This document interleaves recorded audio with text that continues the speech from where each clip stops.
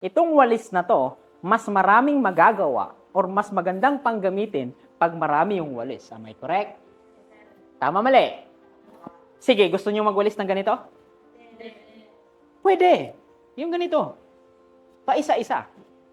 Pero napakagandang gamitin ng walis pag napakarami niya. Tama? Ganito ang pamilya. Mas malakas pag marami kayo.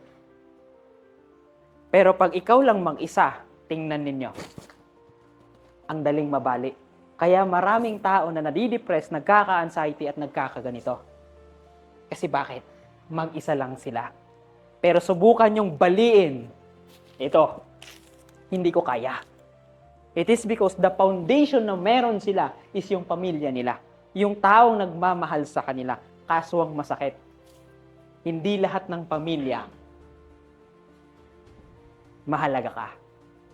May pamilya na ang tingin sa'yo walang kwenta. Pero ito lang hiling ko sa inyo. Kung yan ang sinasabi ng pamilya ninyo, hindi ko kayang baguhin ang pamilya ninyo. Pero alam niyo ang pinakamaganda? Ngayong nandito kayo, isa lang po. Ngayong nalaman nyo na napakahalaga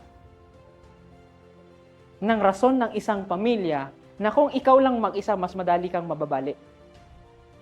Pero kapag ikaw magkaroon ng pamilya, ikaw yung susuporta, mahal mo talaga yung anak mo, pwede kayo yung maging dahilan nila kung bakit sila lalakas, bakit sila makukuha yung pangarap na meron sila. Kasi bakit? Ang hirap nilang baliin. But guys, if you're going to be a father, a mother, tandaan nyo lang, napakalaki ang responsibilidad ninyo para sa magiging anak ninyo. Because you are the one na kahit papano magbibigay ng suporta sa kanila.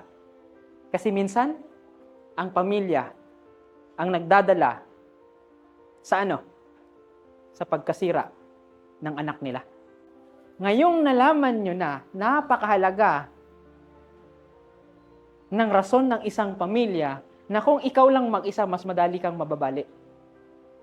Pero kapag ikaw magkaroon ng pamilya, ikaw yung susuporta, mahal mo talaga yung anak mo, pwede kayo yung maging dahilan nila kung bakit sila lalakas, bakit sila makukuha yung pangarap na meron sila. Kasi bakit? Ang hirap nilang baliin.